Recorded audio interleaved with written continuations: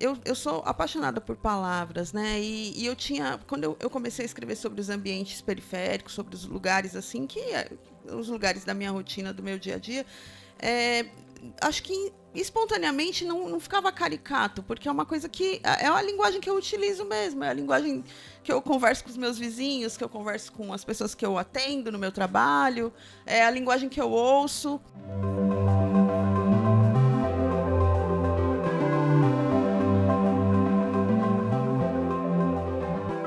No podcast do Publish News dessa semana, gravamos diretamente da casa Publish News, na Flip 2025, onde estamos recebendo a Lília Guerra, escritora que foi uma das convidadas do programa principal da festa. A Lília Guerra nasceu em São Paulo em 1976. Prosadora, ela publicou em 2014 seu primeiro livro, O Amor à Avenida.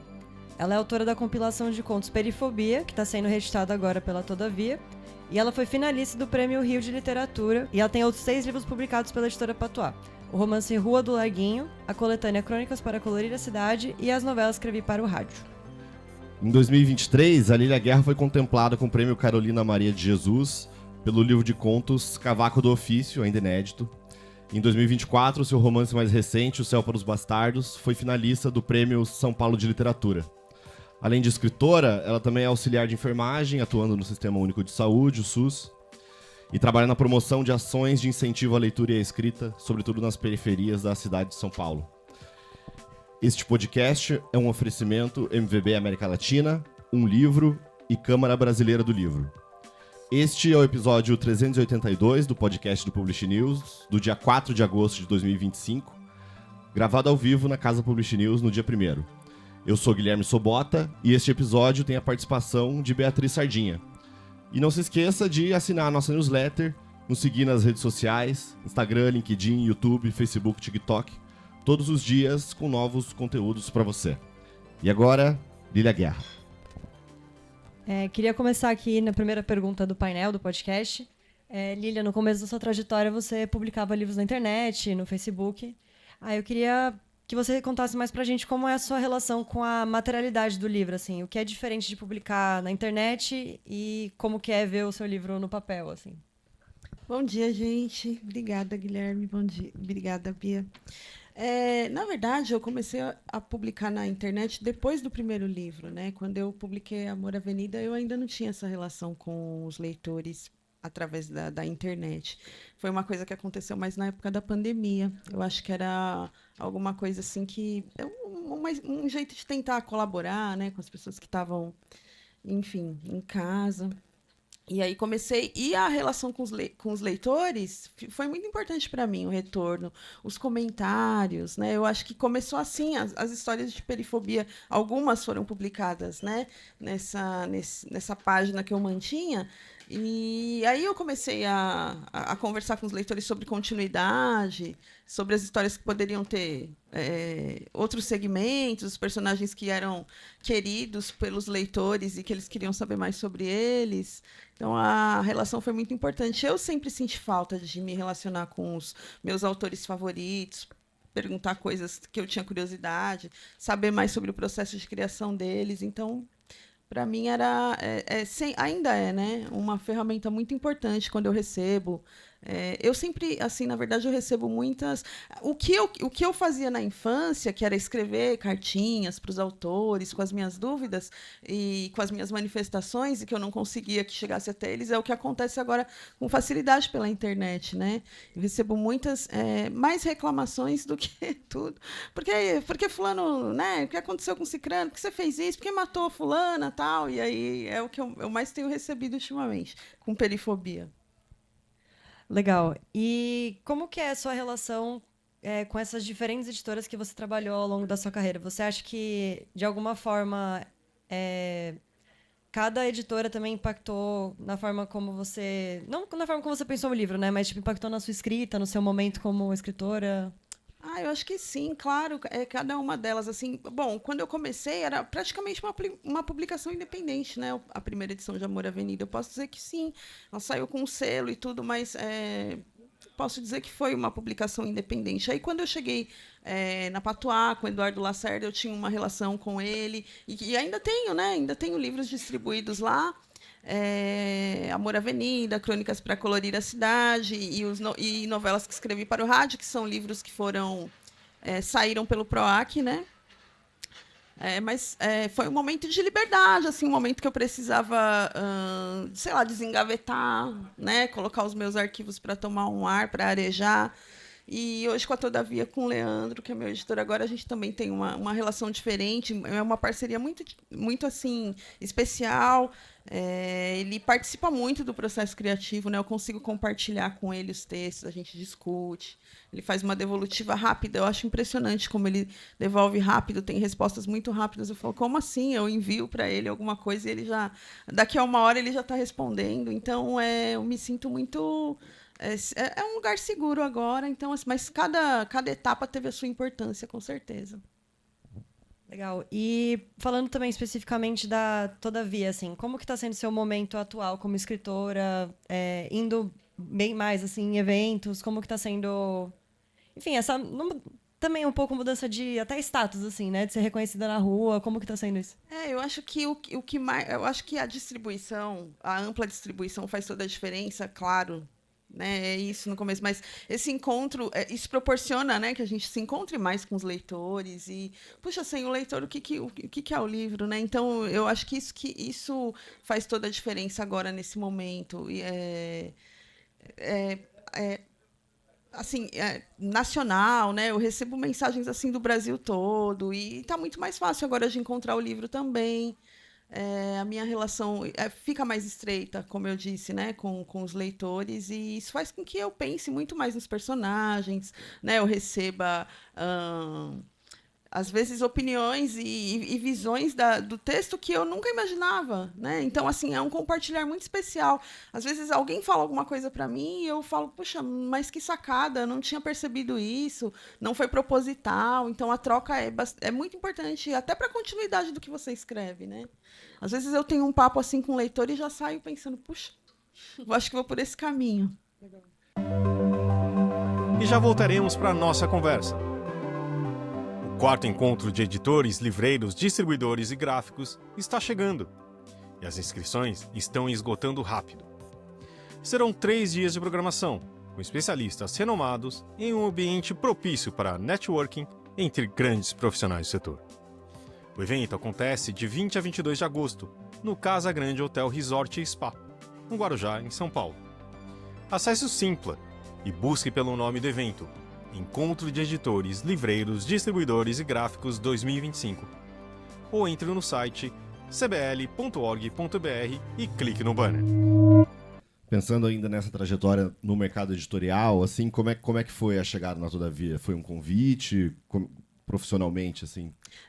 Eu já tinha 9 livros publicados, né? Então, o Leandro, que já tinha algum contato com Perifobia mesmo, com a primeira edição, né? Já tinha um interesse assim por Rua do Larguinho, que estava na época também era o mais novo, então foi através de Perifobia mesmo, né? Que estava circulando ainda a primeira edição ali.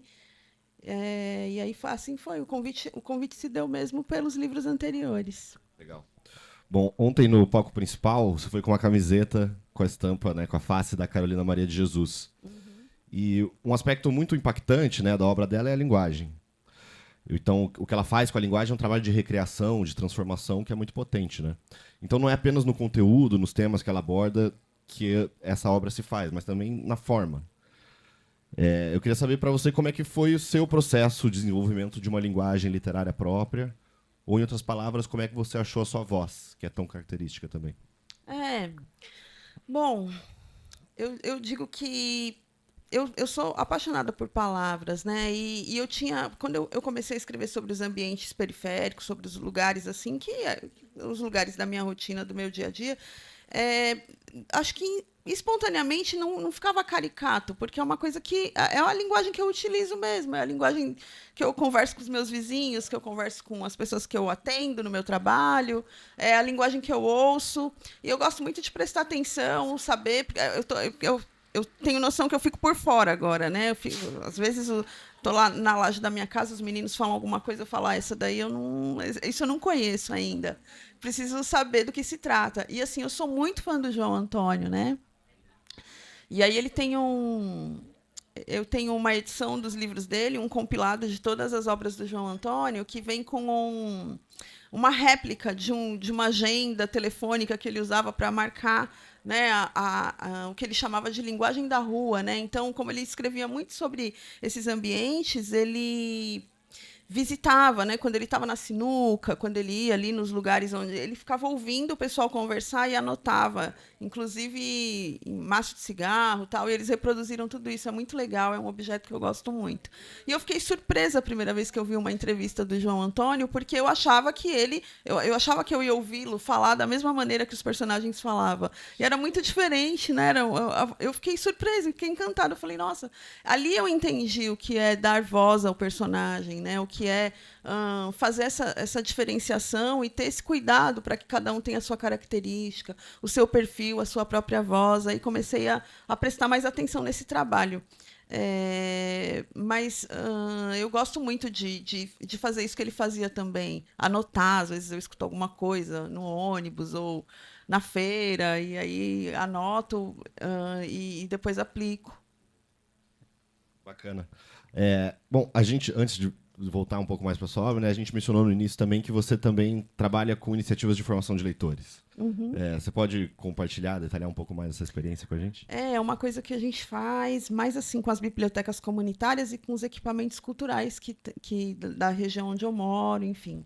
Mas mais especificamente com as bibliotecas comunitárias. Eu moro num conjunto habitacional. Dentro desse conjunto habitacional existem áreas ocupadas e tem favela, tem, enfim, ali tudo junto e misturado, e a gente dá muita atenção para esses pontos de leitura, né, que são abertos espontaneamente, às vezes pela comunidade. E é um espaço muito interessante para fazer, assim, para estimular a leitura. O que também eu procuro pensar é que, quando a gente fala de estimular a leitura nesses espaços, a gente foca muito a criança e muito jovem, né? Mas não, eu também penso no público mais maduro, sabe? Nas pessoas que, de repente, podem se utilizar de outros formatos da literatura agora, pelo áudio, ou sei lá, por uma fonte maior, ou por ouvir mesmo a literatura numa roda de conversa. Outro dia eu vi uma atividade interessante de leitura em voz alta, né? Então, algumas pessoas que não conseguiam ler, né, ou por alguma questão visual, ou seja lá pelo que fosse, elas sentavam ali e ouviam, e eu fiquei muito emocionada porque é ler também, né? Então, é uma atividade bacana de fazer, é uma roda simples, é alguma coisa que não dá muito trabalho para montar. Então, eu gosto de participar quando eu sei que vai ter roda. E os equipamentos de cultura também, que reúnem as escolas das regiões, assim, também acho bem importante. Várias escolas reunidas, às vezes as crianças lendo lá, e alguns contos. Eu tenho feito isso com Perifobia ultimamente, e aí o Thiago, né, aqui do Conto Artigos de Luxo, é o assunto principal lá das crianças. Eles escrevem as perguntas antes e vêm com as perguntinhas para responder. Eu acho maravilhoso. E vou colecionando depois as perguntas que vêm escritas. São momentos muito especiais. Legal. Você já contou em entrevistas anteriores sobre a importância, de novo, né, a importância desses espaços coletivos de leitura. Você falou muito da influência da sua mãe. Eu queria saber quais são as obras que você tem essa memória, que foram importantes para a sua formação como leitora. Autores, obras que você associa também à sua família, ao lugar, sua casa, seu bairro, etc. Olha, o primeiro livro que me trouxe paixão, assim, porque eu sou de reler, né? Tem dia que eu falo assim, eu preciso ler esse livro de novo, vou levar esse autor comigo hoje. O primeiro foi A Bolsa Amarela, Lígia Bojunga, né? Puxa, eu li acho que umas 15 vezes aquele livro. Ia, pegava, né? Renovava, voltava, tal, mostrava para minha mãe não aguentava mais, falava, posso ler um pedaço para você? Fiquei apaixonada. E José Mauro de Vasconcelos também foi uma paixão para mim. Engraçado que não com o Meu Pé de Laranja Lima, mas com Rua Descalça. Eu fiquei assim encantada com os personagens de Rua Descalça, carregando eles comigo por muito tempo. E logo comecei a ler crônicas. Rubem Braga teve uma importância assim, nossa, foi muito especial também encontrá-lo. E Cora Coralina. O meu encontro com a Cora Coralina também foi arrebatador. Eu tenho que falar dessas coisas, que são coisas da minha infância e da minha adolescência. Não tem como negar que foi uma importância muito grande. Eu sempre falo dessa autora também, que a minha mãe me incentivou a ler, que é a Peer Book, que eu li todos os livros que pude dela também. Porque o meu contato com a leitura, assim, Carolina Maria de Jesus eu li também na adolescência, e eu sempre digo que li, também fiquei assim arrebatada, mas não tive informações sobre ela por muito tempo, né? Fiquei só com aquelas informações da orelha do livro, querendo ler mais, li Casa de Alvenaria também, mas assim, contato mesmo com uma leitura Conceição Evaristo, por exemplo, Miriam Alves, eu só tive na vida adulta. De fato, né? Então, esses autores que eu tinha acesso na biblioteca que eu frequentava, que era alguma coisa que eu era estimulada a ler na escola, foram de grande importância assim, para o meu processo como leitora. Um dos assuntos aqui da Casa Publish News esse ano, e também porque a gente lançou uma revista sobre isso, essa questão de formação de leitores, né? E aí, conversando com muitos especialistas, assim, eles sempre relacionam a importância da escola, claro, mas também da família, né? Então, sei lá, de ter livro ou de estimular bibliotecas, assim, como é que foi essa questão para você, assim? Não, eu sempre fui muito estimulada a ler pela minha mãe, sim. Minha mãe é uma leitora e ela me levou à biblioteca, assim, com 6 anos eu já tinha cartão de biblioteca, né? E eu sempre digo que eu entendia que para minha mãe a biblioteca ela entendia muito bem qual era a função da biblioteca ali pra gente, né? Era um lugar, eu percebia que quando a minha mãe queria me levar ao cinema, a gente ficava fazendo muitos planos, né? Precisava ter o dinheiro do ingresso, enfim, precisava ir até lá. A biblioteca ainda bem era perto, era na rua de cima da casa da minha casa, da rua onde eu morava. E era importante porque eu percebia que a gente podia entrar livremente ali, sem problema, né? Não precisava pagar, não precisava de ingresso. Então, era um recurso que a minha mãe utilizava assim, e era muito eficaz para ela, né? Quando ela queria me levar para brincar, eu me apropriava, ela me ensinou a me apropriar daquele espaço. Eu me lembro, assim, com emoção de quando a minha mãe me levou na biblioteca a primeira vez. Ela falou: aqui é o banheiro, aqui você bebe água, aqui tem gibi, aqui não sei o que lá, você assina o seu nome. Eu fazia questão, era o meu momento favorito, né, de assinar meu nome no livro da biblioteca. E minha mãe me ensinou a me apropriar do espaço. E, recentemente, eu levei minha mãe para fazer um cartão de biblioteca. Ela não conhecia uma biblioteca que tem no nosso bairro. E aí, do mesmo jeito que ela fez comigo, né, na infância, ela falou: eu vou te levar num lugar. Eu falei: mãe, se arruma que eu vou te levar num lugar. E aí levei ela para conhecer a biblioteca que tem no espaço cultural lá de perto da nossa casa. E aí fizemos o cartão dela, e aí ela ficou sócia da biblioteca agora. E, puxa, e é bom para mim, porque eu também tenho um cartão dessa biblioteca, então, quando eu preciso, mãe, que você vai lá, pode devolver meus livros, por favor. Foi uma coisa assim, mas foi bem emocionante poder retribuir, né, esse gesto que ela fez comigo, porque eu não consigo esquecer aquele dia em que ela me levou e falou assim: pode ficar à vontade aqui é tudo seu, né? E eu sinto muita falta desse tipo de biblioteca, desse tipo de porta aberta, porque às vezes fala assim: tem a sala de leitura dentro da escola, né? Em São Paulo, onde eu moro, tem os céus, né? E a biblioteca está lá dentro, mas às vezes é tão longe, é tão distante para você chegar, né? É um equipamento cultural gigante, então tem muitos setores, tal. Eu sinto falta da biblioteca mesmo, com a placa, com o nome ali, com a sua identidade visual, aquela porta que dá para a rua, e que a pessoa sai de casa exatamente para ir à biblioteca. Porque eu sinto isso, às vezes, não que não sejam espaços importantes, são importantes e precisam existir. Mas, às vezes, a pessoa sai e fala: eu vou lá na fábrica de cultura, então eu vou ver o que tem de curso, eu vou ver, né, o que tem de oficina e tal, e pode ser que eu dê uma passadinha na biblioteca. É diferente de você sair e falar: vou à biblioteca, que era o que eu fazia. E a sua biblioteca pessoal, hoje em dia, como é que é? Então, minha biblioteca pessoal, que tá uma bagunça, precisa arrumar, porque, assim, discos e livros no mesmo espaço, né, e aí capa e não sei o que lá. Eu tenho planos de arrumar, de organizar, de catalogar, enfim, mas tá complicado, viu? Eu acho que uma pergunta comum nas suas entrevistas, né, é sobre o trabalho com enfermagem. e do que ele pode levar para a literatura, né, ou como você pode usar as experiências e tudo mais. Mas que eu queria te perguntar o contrário. Como o seu trabalho literário influencia o seu trabalho na enfermagem? Sabe que quando eu fui fazer o curso de técnico de enfermagem, tem uma matéria chamada anotação de enfermagem. E era a minha favorita, obviamente, né? Eu fiquei encantada com aquilo, porque eu não sabia, né? A gente não conhecia, eu não conhecia a linguagem ali. E aí, quando eu comecei a estudar anotação de enfermagem, eu descobri que eu não podia escrever que o paciente anda, eu tinha que escrever que ele deambula. Né? Eu fiquei encantada com aquilo, né? Ele não come, ele aceita a dieta, parcialmente ou totalmente. Nossa, que beleza! Falei, se eu pudesse, eu só fazia isso, né? Então você pega uma anotação de enfermagem para ler, é lindo, né? Deambulando, sem auxílio, né? Puxa, então assim, a linguagem, né, a comunicação é muito importante na saúde, e é uma coisa que eu não sabia, né? Mas as minhas anotações, eu ficava ali, quando eu trabalhava em setores de observação, puxa, eu não escrevia, né? Eu bordava, né? Tá, que maravilha, que delícia. Então, eu acho que essa relação com a linguagem existe muito, as terminologias, né? O jeito que a gente fala ali, outras coisas que não são aplicáveis, né? Inclusive, eu escrevi um texto, e às vezes o Leandro até, eu acho que foi o meu editor que falou isso para mim, um dia que eu escrevi um texto que a personagem estava com catéter, né? Ele falou assim, catéter.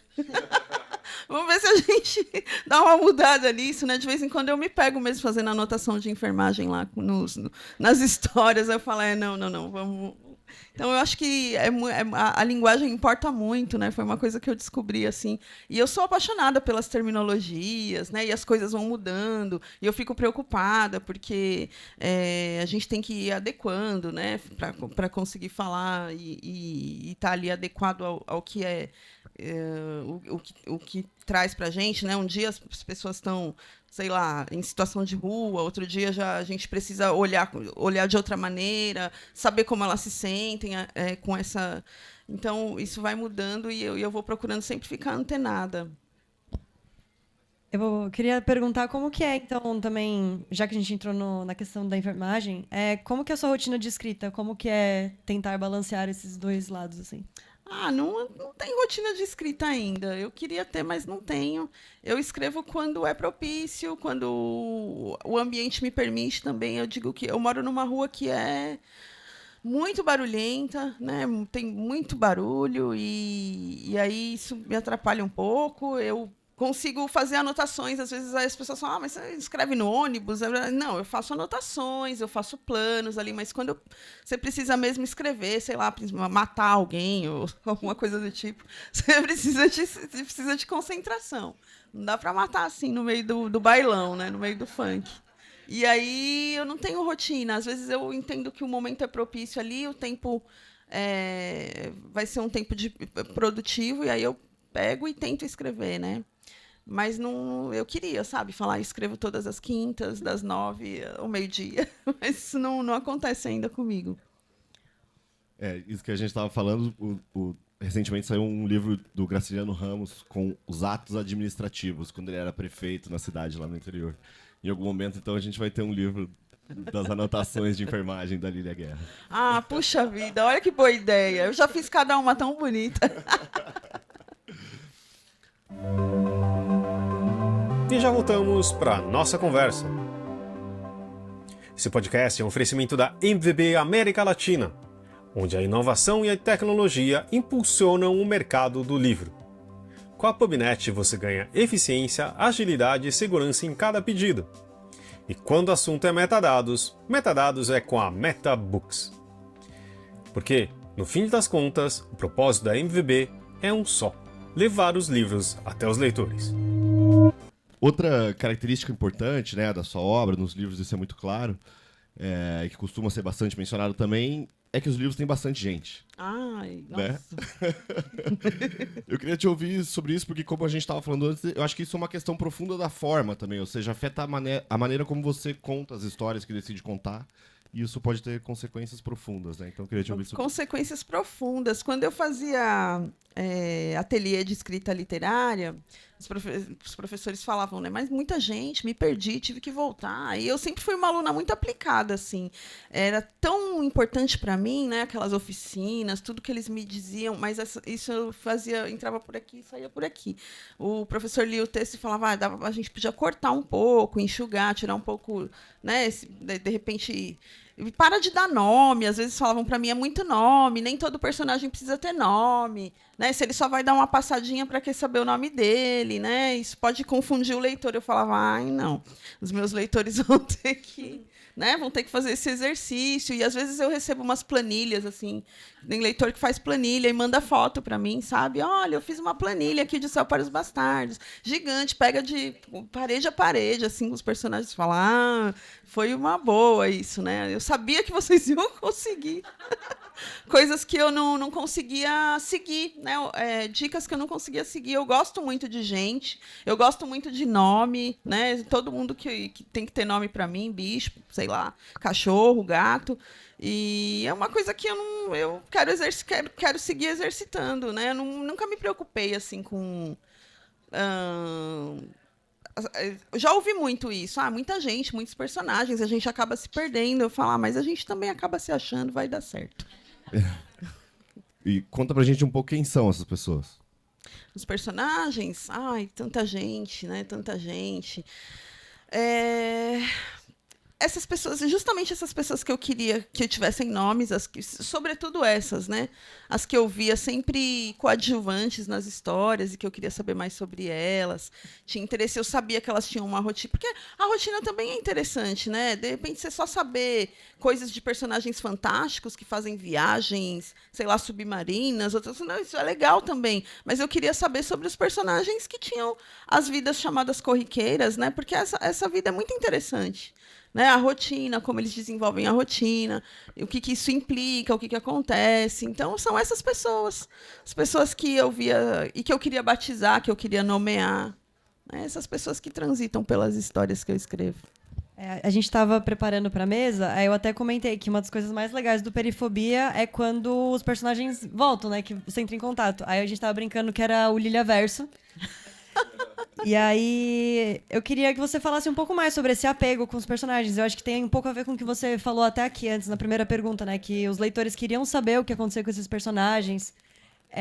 Qual é a sua relação com eles? Eles ficam com você? E aí você quer que eles voltem? Como é que foi isso no Perifobia também, no caso? Alguns eu nem queria que voltassem, mas a relação com o leitor agora, com a internet e tal, influencia muito, e me influenciou muito nessa época.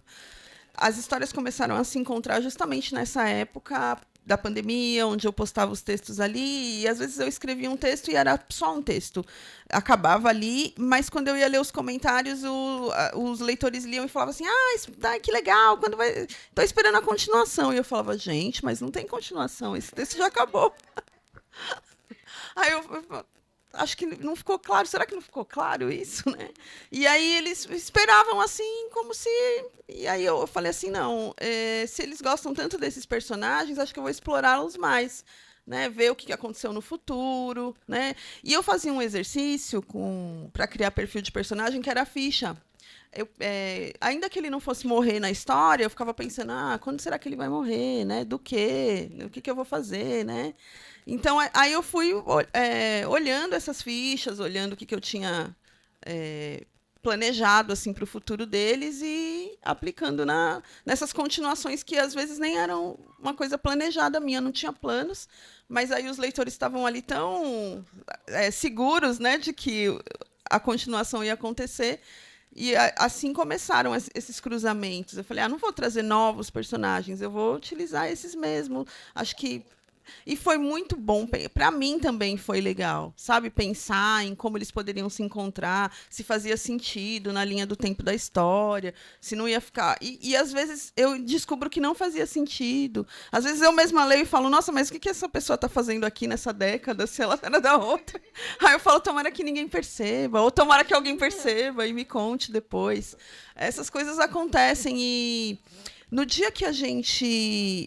O Céu para os Bastardos... No dia que a gente fez a primeira conversa, sobre o Céu para os Bastardos, que foi na Todavia mesmo, e o Leandro, nós estávamos conversando ali com o pessoal, apresentando o livro, e muitos dos personagens de O Céu para os Bastardos vieram de Rua do Larguinho. Aí a gente estava conversando e falamos assim, então, porque aí o Seu Genuíno tem 5 filhos e tal. Aí eu pensei, ele tem 6 filhos, na verdade, né? Eu acho que ele... Aí o Leandro olhou para mim e falou, ele tem 5 filhos, né? Vamos fazer as contas. São todos com D, né? Aí eu falei, não, ele tem 6 filhos. Eu esqueci um filho nesse livro, né? E agora? Então, ele ficou olhando para mim e eu para ele falei, a gente vai ter que resolver no próximo agora. Ali naquela conversa que eu descobri que não fazia sentido, eu tinha esquecido um filho. Essas coisas acontecem, né? Às vezes alguém ali, você fala de uma coisa, por exemplo, no primeiro Perifobia eu falava em artigos de luxo sobre o benefício, o Bolsa Família, né? Aí depois eu fiquei pensando, mas será que já tinha Bolsa Família nessa época? E agora?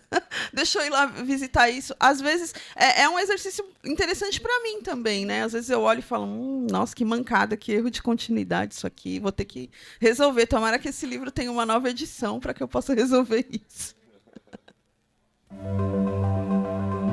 E já voltamos para nossa conversa. Esse podcast é um oferecimento da MVB América Latina, onde a inovação e a tecnologia impulsionam o mercado do livro. Com a PubNet você ganha eficiência, agilidade e segurança em cada pedido. E quando o assunto é metadados, metadados é com a MetaBooks. Porque, no fim das contas, o propósito da MVB é um só: levar os livros até os leitores. A gente está falando de formação de leitores, mas eu acho que uma questão interessante também é o que fica com o leitor depois que ele lê. E você falou que você adora reler. Aí eu queria que você falasse pra gente, responder essa pergunta, né? Por que reler algo? Nossa, Bia, olha, eu sou a que relê, sabe? E às vezes, por uma questão assim, não sei, parece uma coisa meio sobrenatural de proteção. Tem dia que eu falo, eu quero sair, vou levar o Rubem comigo, né? Hoje eu vou sair, vou levar a Carolina comigo. Então, assim, são releituras que às vezes eu faço muito no ônibus mesmo, no transporte, ou sei lá, na hora do meu intervalo no trabalho. E eu acho que inconscientemente buscando alguma coisa que foi muito importante para mim, né? Eu estou fazendo a releitura do Curtiço agora e eu estou chocada. Porque a primeira vez que eu li, eu fiquei apaixonada pelo livro. É claro que eu fiquei muito tempo assim pensando sobre o final, até fui num podcast uma vez e eles me perguntavam qual era o livro que eu gostaria que não existisse e tal. Aí, quando eu fui responder, eu contei o final do livro, aí depois fiquei preocupada, aí depois a pessoa falou, não, mas esse livro é tão, né, já está há tanto tempo aí, o que as pessoas têm que saber já sabem, enfim. Eu fiquei muito tempo pensando sobre aquele final, né, muito revoltada, era um livro que eu gostaria de reescrever o final, sabe, me revoltou mesmo. Eu acho, mas aí eu tô chocada agora, porque às vezes eu leio, tem trechos que eu leio e eu falo, eu acho que eu escreveria uma coisa parecida, mas eu não me lembro da influência, sabe, exatamente da influência que tinha para mim aquele formato literário. E agora eu fico encontrando ali e eu falei, puxa, não me lembrava disso. Então, acho que a releitura, para mim, é como se eu estivesse buscando alguma coisa que foi muito importante, que pode me fortalecer. O Curtiço é realmente muito impressionante. Eu estava relendo também, por coincidência. É impressionante. Inclusive... Não, quando ele... né, coisas que eu paro e falo... E quando ele fala que...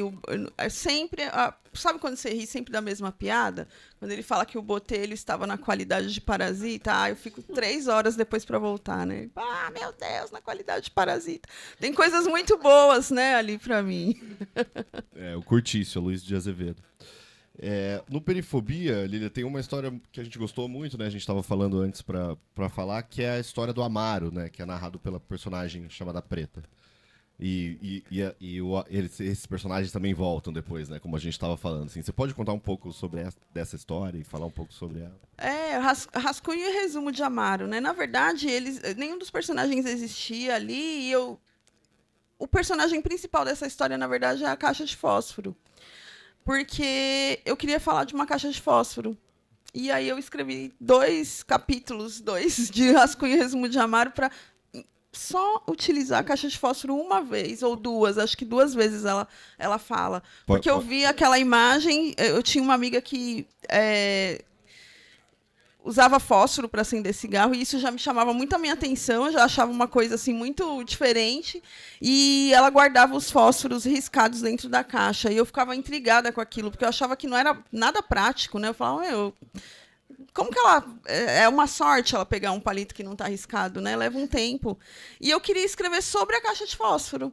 E aí fui e inventei toda essa moda da favela, as crianças, a preta, não sei o que lá, dona benzedeira, vendedor, tudo isso para falar da caixa de fósforo. Que legal. Mas fiquei satisfeita. Não, é muito legal. Essa imagem é muito boa mesmo. Eu, quando estava lendo, eu sou de Curitiba, né? E eu gosto muito do Dalton Trevisan. E ficou marcado em mim um trecho dele que ele fala que tinha um personagem que fumava os cigarros apagados. Aí, quando apareceu isso, eu falei, nossa, eu lembrei. Já ouviu falar em POD? Impressão sob demanda? Nossos parceiros da Unlivro são a referência dessa tecnologia no Brasil, que permite vender primeiro e imprimir depois, reduzindo custos com estoque, armazenamento e distribuição. Com o POD da Unlivro, você disponibiliza 100% do seu catálogo, sem perder nenhuma venda. Também pegando de perifobia, aqui fala na contracapa que é um retrato lírico e realista.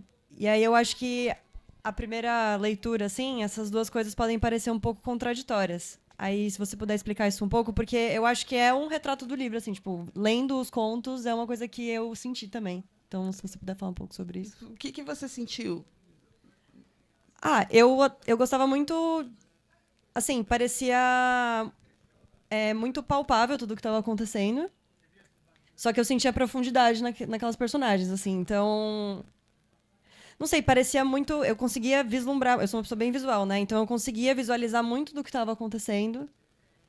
E isso também, pra mim, isso é um pouco lírico também, entendeu? Eu consegui visualizar de uma forma que me toque também, não só vendo uma cena, sabe? Eu penso que tem coisas que as pessoas... Com o ambiente que a gente não tem intimidade, às vezes as coisas podem não parecer verossímeis pra gente. A gente não tem certeza, a gente não conhece, né? Então, se você me fala de uma viagem de um lugar que você foi e eu não fui e tal, às vezes eu posso achar, será que ela tá falando a verdade? Será que... Então, isso acontece com esses ambientes também. Eu vi um leitor comentando um dia, eu acho que eu estava falando dos predinhos, né, dos predinhos da Coab, não sei quem conhece aí, predinho de Coab. E aí eu devo ter dito que, às vezes, dentro de um apartamento mora uma pessoa só, às vezes moram 10, às vezes moram 8, pode acontecer. Mas eu falei de um apartamento onde moravam 8 pessoas, falando de perifobia, quando as crianças vão... Tem uma parte em que a Preta fala que vai para fora um pouco à noite para esperar a telha esfriar, porque está muito quente, e o quarto dela é coberto de telha, e aí ela fica ali um pouquinho esperando esfriar.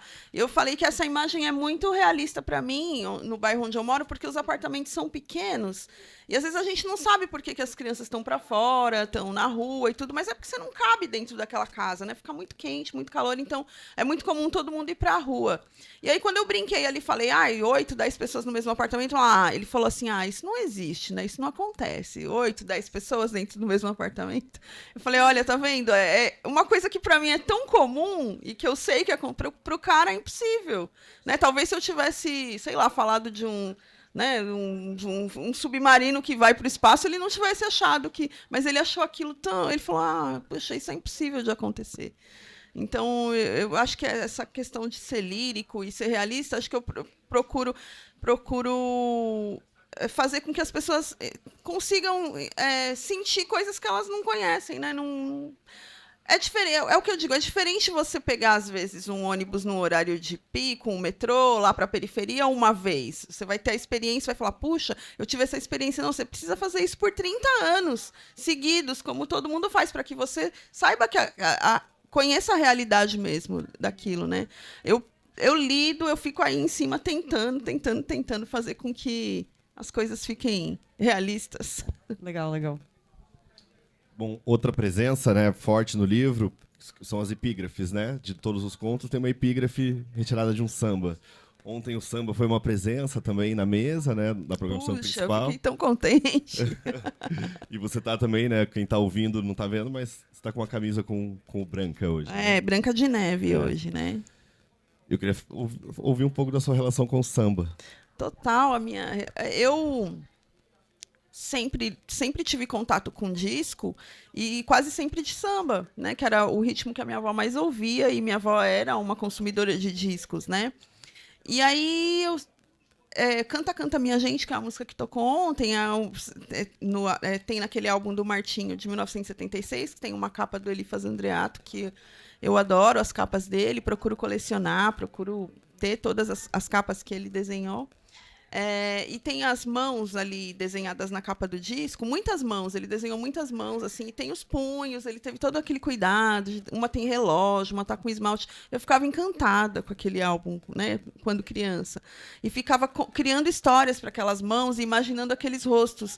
Olha o trabalho de formação que ele fez, né, naquela capa, tudo que desencadeou na minha cabeça. Então, o samba, para mim, sempre foi brinquedo, sempre foi educação, sempre foi conselho, né, orientação, diversão, companhia. Nossa, o samba foi, assim, alimento para mim, ainda é, né? Mas sempre foi um elemento muito presente, muito importante na minha vida. E aí começou com o Rascunho de Amaro, né? Esse negócio da trilha sonora. Porque a Preta tá olhando ali pela janela numa manhã de segunda-feira chuvosa, né? O morro ali que ela faltou no trabalho e tal. E aí eu não tive como não pensar em Lama nas Ruas, né? Aí eu falei, puta, parece a imagem do Almir Neto de Lama nas Ruas, né? Aí e comecei a enxergar a imagem mesmo, sabe? Aí fui ouvir a música e falei, putz, é isso. E falei, preciso. E a minha ideia era colocar a música dentro do conto. Eu sabia que aquela era a música para aquele conto, mas eu falei, não, acho que não vou conseguir colocar dentro do conto, né? Vou colocar. Aí eu falei assim, não, mas se ela tem, todo mundo vai ter que ter, né? Porque eu sou dessas, né? Fazer igual para todo mundo. E aí comecei a pensar em músicas, em músicas que embalassem todas as histórias. E aí depois comecei a pensar em histórias para as músicas que eu gostava e queria ouvir. As histórias não existiam ainda e tem histórias que nasceram só para homenagear alguma música. Legal, então o livro não é só um livro de contos, é também uma playlist. É, uma de playlist. Sambas preferidos. Disponível no Da seu Lídia Guerra. tocador favorito. Gente, alguém quer fazer uma pergunta para Lília? Você, na sua narrativa, ou ficcional ou não, você espera fazer outros resgates destes em personagens seus? Ou você acha que não, que é melhor trabalhar as questões duras que estão lá para ressaltar na sociedade? Ah, Douglas, eu acho que os momentos podem variar, sabe? Eu acho que podem acontecer esses resgates, sim, propositadamente, né? Eles podem ser premeditados. Acho que eu posso planejar, utilizar com os personagens, né? Porque eles façam, mas às vezes também não. Foi o que eu falei sobre influenciar, né, com a minha história, os personagens e tal. Foi uma coisa que eu comecei a medir, sabe? A dosar. Quando eu criava as histórias, às vezes eu olhava ali e falava, não, tem muito da minha opinião aqui, tem muito do que eu faria nesse personagem, e o exercício é deixar que ele tenha a sua própria característica, deixar que ele tenha as suas próprias escolhas, né? Não sempre ficar imprimindo ali o que eu faria e utilizar eles sempre como, né, ferramenta de vingança, não que isso não possa acontecer e não aconteça, mas assim, falando de processo criativo mesmo, eu fazia esse. Eu comecei a enxergar, sabe? Que não adiantava eu sempre estar emprestando só as minhas características para os personagens, né? Então eu comecei a dosar isso. Então, eu acho que, se eu entendi o que você perguntou, isso pode variar dependendo do momento, né? E dependendo. Eu acho que o importante para mim é pensar. Sempre que eu posso pensar no coletivo e fazer alguma coisa para o coletivo, eu acho que funciona bem, as coisas para mim funcionam bem no coletivo. E eu acho que mais do que trazer esses resgates, eu penso no que pode ser amplo, sabe? Visitar pessoas diferentes, de diferentes idades, de diferentes camadas e que possam entender. Não sei se eu estou conseguindo explicar, mas é que a sua pergunta me levou muito ao que como você disse, ao que eu respondi ontem. Alguém me perguntou, né, sobre a vingança, sobre o que eu sinto reverbera nos personagens, enfim. E aí eu fui refletir à noite sobre isso mesmo, pensar sobre isso, e a sua pergunta me levou de volta a essas reflexões. Oi, bom dia. Bom Aqui, dia, tudo tudo bem? bem? Eu comecei a ler o Perifobia, né? Eu tô na metade dele. Eu acho que é um livro que tem que ser lido em voz alta. Acho que tem alguns livros que a gente lê na mente, outros em voz alta. E eu sou da periferia da Zona Leste, eu sou de Guaianazes. E eu sempre penso em sair de lá, né? Eu sempre penso que o meu status vai ser o momento em que eu sair de lá. E quando eu encontrei o Perifobia, eu senti uma identificação do tipo, eu entendo isso. E ela conseguiu fazer isso ficar legal. E a minha dúvida é em relação a contos e romances, né? Como você pensa nisso na hora de escrever? Se você prefere contos, se você prefere romance. E eu tô achando incrível sua obra e muito legal como você traz a periferia e de fato eu consegui ver ali, vivenciar uma periferia que eu vejo, mas nunca consegui ir o lado lírico, sabe? Acho que é isso que. Como é seu nome? Thaís. Thaís. Ah, eu tenho uma. É com TH? Eu sempre gosto de perguntar. Eu tenho uma Thaís com TH. Eu sempre falo isso quando Com eu encontro uma TH. Thaís. E eu trabalho em Guaianazes, né? Trabalho em Guaianazes, moro ali em Cidade de Tiradentes. E quando eu me mudei para a Cidade de Tiradentes, em 1986, que eu saí de um bairro que era um bairro pronto, era um bairro construído, eu morava na Vila Mariana, em São Paulo, para quem conhece, por isso eu tinha acesso a essa biblioteca maravilhosa, né? E por isso eu estudava numa escola que, embora pública, era uma escola, né, que tinha alguma tradição. E aí eu me mudei para a cidade de Tiradentes, onde eu não encontrei uma biblioteca. Algum tempo depois, tivemos a primeira biblioteca ali comunitária, que é a Solano Trindade, mas biblioteca pública mesmo não. E quando eu me mudei para lá, tinha um rapaz que ele teve uma sacada de fazer comerciais, assim, reclames do comércio local. Então ele tinha um carro velho, caindo aos pedaços, barulhento, e ele colocou um alto-falante em cima, e aí ele fazia propaganda do açougue, propaganda não sei o que lá, do bazar. E aí, nos intervalos da propaganda, ele falava assim: não mude da cidade de Tiradentes, ajude a mudá-la. Ai, eu queria morrer. Eu falava, não, não, não, né? Chamava carro do Emoções, né? Então você pagava lá para fazer propaganda do seu comércio e ele dava esse conselho. Ele falava: não mude da cidade de Tiradentes, ajude a mudá-la. Eu falava: mudo, né? Eu falava assim: pois o que eu quero é mudar daqui, porque foi muito impactante, né? Aquilo de sair de um lugar onde eu morava, embora, sei lá, eu morava num cortiço, beleza, mas eu morava do lado do metrô, do lado do parque, do lado da biblioteca. E aí, de repente, eu fui morar num lugar distante que eu precisava levar a minha avó para ir fazer as coisas dela, banco, médico, de volta no centro, e era uma tortura, né? Eu assim, eu perdi minha avó um dia, né? Saí com a minha avó, perdi. Estava conversando com ela no ponto de ônibus e eu vi ela passando dentro de um ônibus. Eu tinha 10 anos.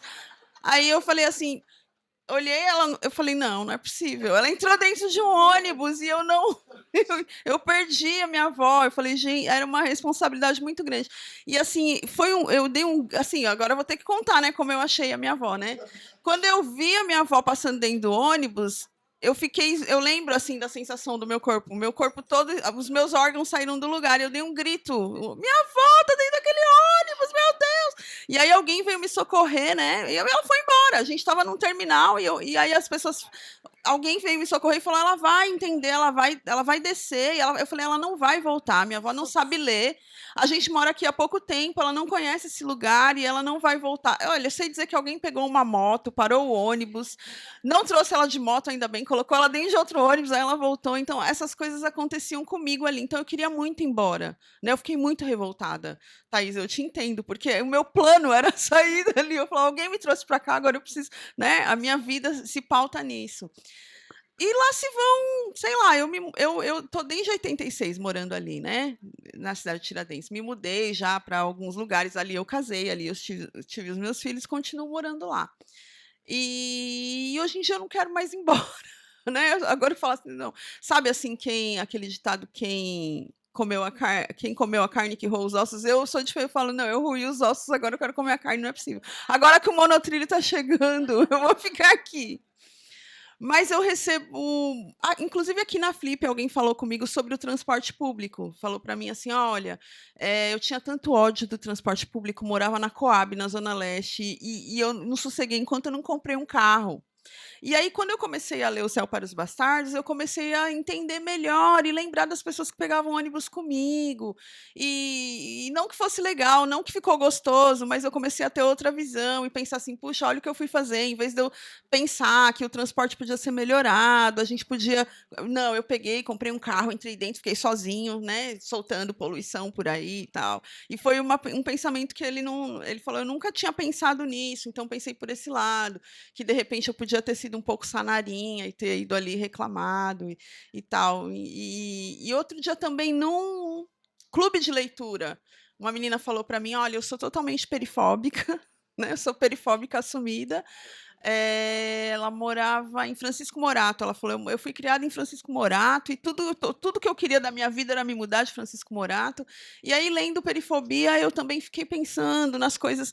Eu acho que eu também penso nisso, né? Eu falo muito de quem precisa se deslocar do lugar distante para ir para o centro, para os seus trabalhos, mas eu também. Hoje em dia eu estou prestando atenção em quem fica, sabe, Thaís? Em quem fica por ali, quem aproveita o comércio local, né? Quem gosta, porque há quem goste. E teve um momento da minha vida que eu não respeitava isso. Eu achava que todo mundo estava revoltado, todo mundo queria ir embora, todo mundo estava com o mesmo plano. E às vezes eu ouço as pessoas falarem: eu gosto daqui, aqui eu consegui dignidade, aqui eu encontrei tranquilidade, aqui eu encontrei paz. E foi uma visão que eu demorei para ter. Eu achava que todo mundo era como eu, que quando passava o carro da Emoções queria tacar uma pedra no carro, né? Ah, sai daqui. Mas não, existe quem goste. Então acho que o lirismo vem daí, sabe? Eu fico muito emocionada quando eu vou à feira. Acho que quando eu comecei a enxergar essas pessoas que ficam, né? Então, quando eu vou à feira, eu vejo o pessoal comprando as coisas, fazendo planos, aí eu fico feliz, aí eu falo: puxa, existe alegria aqui, o que a gente precisa fazer? A gente nunca vai conseguir levar o bairro para o centro, né? Puxar com o tapete e tal. Mas o que eu digo, né? Essa parede podia ser pintada, essa caçamba de lixo precisa ser removida daqui, a gente precisa pensar melhor na coleta, a gente precisa melhorar aqui, porque há quem fique e há quem queira ficar. Acho que o lirismo vem disso, sabe? Preciso respeitar, né, essas pessoas. Que isso é importante também, eu posso falar, né, de verdade, eu conheço, então as pessoas às vezes olham e falam assim: não, dá pra, eu acho que eu vou ler sim, porque ela realmente sabe como é que a gente vive, sabe das coisas que a gente passa, então dá esse sentimento para as pessoas de que elas não estão sendo retratadas assim por alguém que foi lá só visitar, né? Lili, o papo tá muito bom, mas acabou o nosso Tá tempo. muito bem, muito bom mesmo. Então, obviamente, queria te agradecer a presença, agradecer a Todavia também, que colaborou aqui pra gente ter você. E este foi o episódio 382 do podcast do Publish News. Obrigado a você que nos ouviu e lembrando que sempre temos um programa novo toda segunda-feira. Até a semana que vem. Apresentação: Beatriz Sardinha, Guilherme Sobota. Edição: Fábio Errara.